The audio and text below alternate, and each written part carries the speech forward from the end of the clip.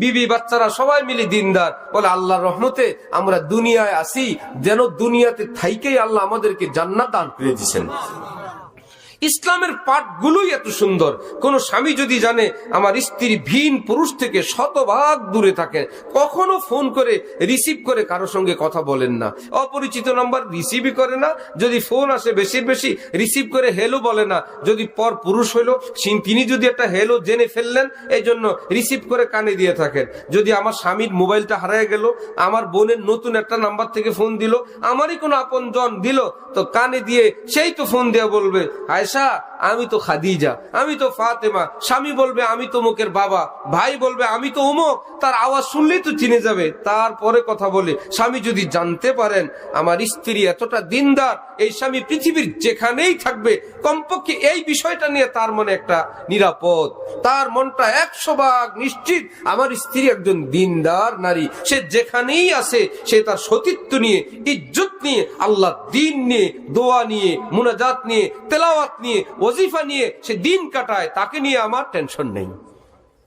স্ত্রী যদি ঘরে বসে জানে আমার স্বামীটাও তেমন, সেই বেচারি বলবে যাক আমার স্বামী দেশ বিদেশে যেখানেই যাক তিনি একজন চরিত্রবান মানুষ, তিনি যেখানেই যাবেন তিনি আমার ভাগ, আমার হিস্সা কশ্চিন কালেও নষ্ট করবে না, আমার জন্য প্রেম ভালোবাসা মহব্বত সবটা তিনি আমার জন্যই রাখবেন, পৃথিবীর কাউকে দিবে না।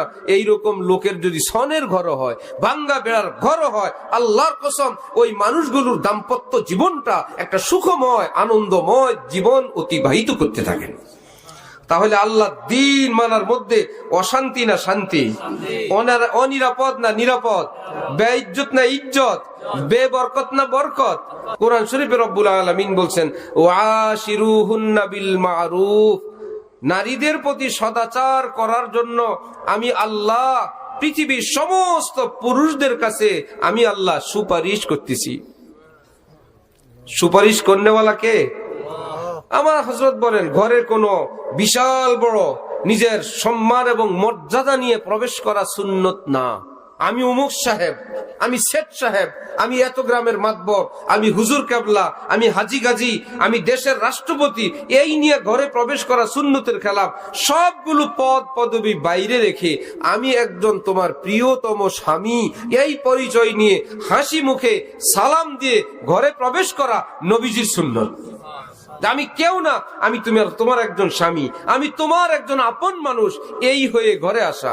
নিজের আমল আর ফুটানি বুজুর্গি দেখায় কোনো লাভ নেই। হযরত ওয়ালা বলেন, হযরত থানবী লিখছেন, এক স্বামী বুজুর্গ মানুষ কিন্তু স্ত্রী বেচারি জ্বালাজালি করে, আল্লাহর কাছে বলল আল্লাহ আমাকে এমন একটা কেরামতি দেন, কারামত ওটাকে আমরা কেরামতি বলি, যে আল্লাহ আমার স্ত্রীটা যেন আমার ভক্ত হয়। আল্লাহ পাক তার অন্তরে ঢালছেন যে অমুক মাঠে গিয়ে এরকম পাখির মতন হাত দুইটা করো, আমি তোমারে উড়াই দিব।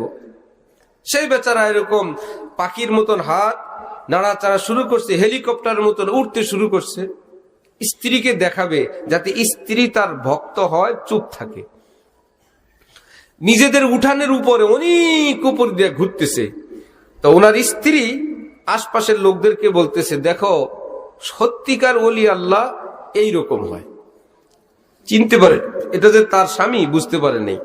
পাশাপাশি বলতেছে আমাদের ঘরেও একজন আছে, উনি নাকি হুজুর, উনি নাকি পীর সাহেব, জীবনে কোনোদিন দেখি না একটু উড়াল টুড়াল দিতে। আল্লাহর ওলি হয়তো এরকম হয়, আশপাশে সবাইকে দেখাইছে। এইবার বিকাল বেলা যখন আসলো বাড়িতে, আবার সেই হুজুর হয়েছে, পীর সাহেব হয়েছে, জীবনে কোনোদিন কিছু দেখলাম না, খাঁটি আল্লাহর ওলি আজকে দেখছি আমরা। আমি দেখছি, ভাবি দেখছি, আপারা দেখছি, কি দেখছো?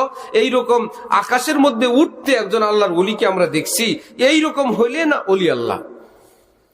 ওই বুজুর্গ তখন বলল আরে ও তো মেহি থা, দেখছো না উঠতে? ওই লোকটা তো আমিই ছিলাম। সাথে সাথেই কায়া পাল্টে গেছে। ও জবি তুমি সোচ রহি থি আগার আল্লাহ ওয়ালা হয় তো টেढ़ा टेढ़ा क्यों उड़ रहा है। আমি তখন থেকেই টেনশনে ছিলাম, এ যদি খাঁটি আল্লাহর ওলি হয় এরকম বেকা বেকা বেকা বেকা উড়ে কেন? তুমি ছিল না, ঠিকই আছে, যেরকম 2 নম্বর হুজুর, উড়াটাও 2 নম্বরে ছিল। হযরত থানবী বলেন আর কি দেখাইবা বউরে, উড়াল দিয়া দেখাইছে বেটা, এতেও কাজ হয় নাই। বলে এই উড়াল দিয়া দেখায় নিজের বুজুর্গি আর ফুটানি দেখায় ওখানে থামাইতে পারবে না, উড়াল দিলেও বলবে এটাও একটু ঝামেলা হয়েছে, অরিজিনাল হয় নাই। এক বুজুর্গের নিকট এক মহিলা মানুষ গিয়ে বলল, ওস্তাদজি আমার স্বামী আমাকে ভীষণ মারে। কখন মারে? আমার প্রতিদিন ঘরে আসে, আসার পরেই আমাকে খুব মারে, নির্যাতন করে প্রতিদিন।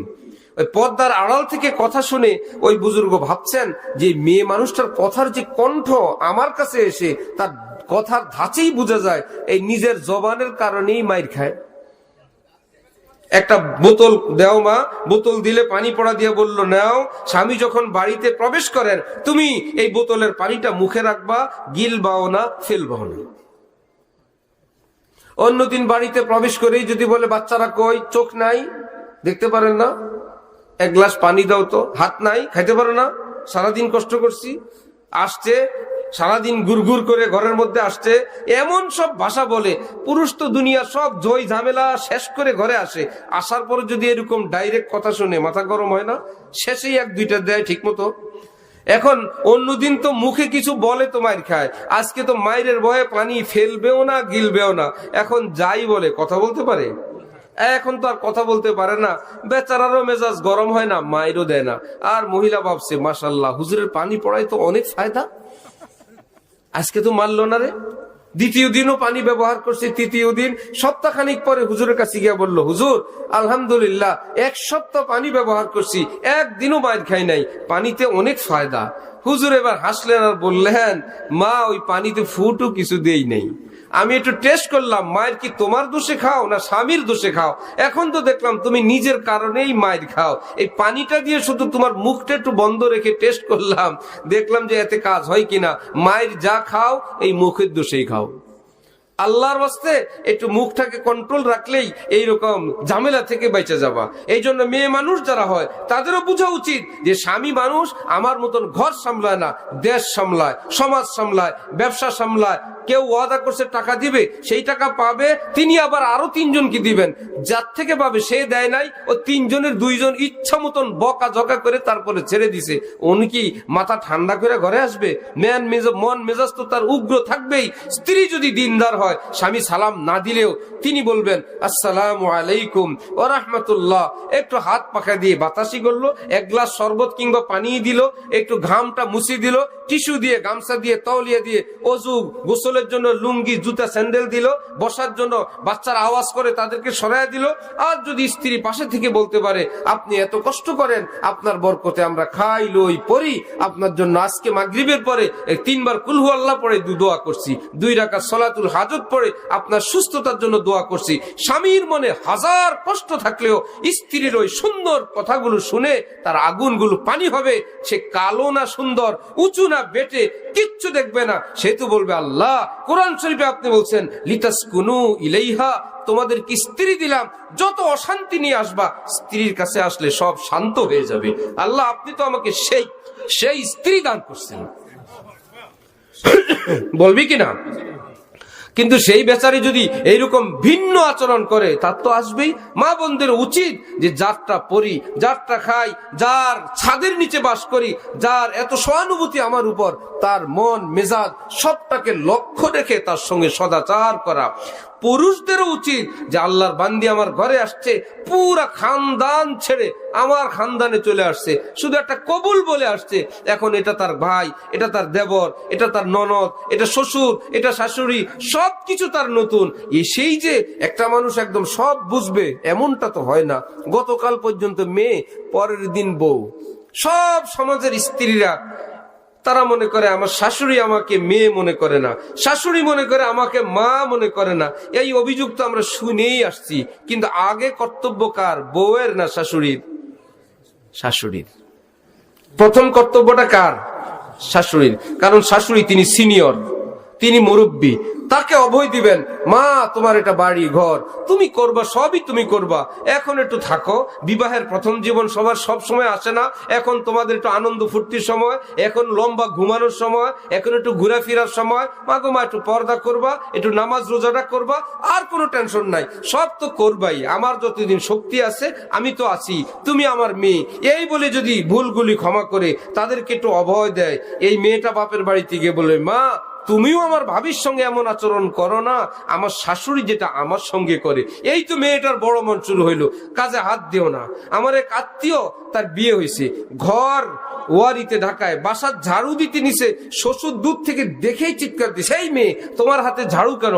আমি তো তোমারে এই ঝাড়ু হাতে নেওয়ার জন্য আনি নাই বাসায়, তোমার হাতে থাকবে সিন্দুকের চাবি, অলংকার থাকবে তোমার হাতে, ঝাড়ু কেন রাখো? ঝাড়ু দেওয়ার তো লোক আছে।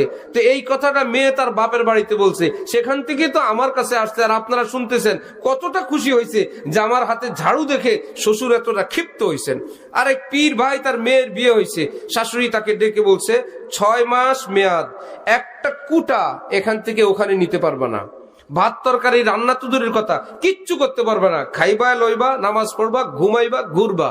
কি ব্যাপার মা, রাগ করছেন? বললেন না, আমার যখন এই বাড়িতে বিয়ে হয়েছিল আমার শাশুড়িও আমাকে এরকম 6 মাস আমাকে খাওয়াইছিল, আমিও তোমারে খাওয়াবো, তারপরে তো ঘর সংসার সবই করবা।